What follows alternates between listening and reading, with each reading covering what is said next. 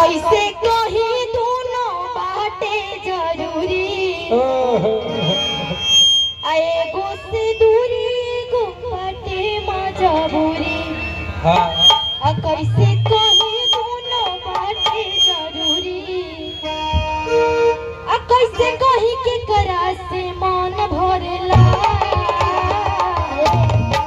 sound बढ़ाइए थोड़ा सा हेलो हेलो हेलो बस बस रेडी कैसे कही के करा से मन भरेला कौन तरीके से कैसे हाँ आहे पिया धरेला तो जिया डरेला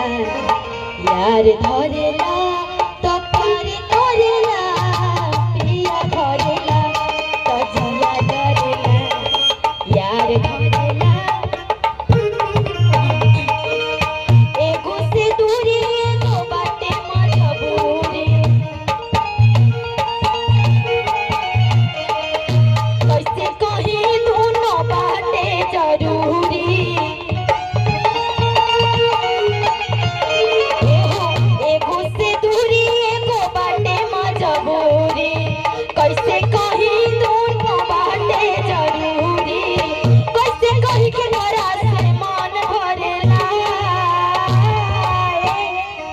पहले आवे के बाद कैसे कि पिया धरेला तो जिया डरेला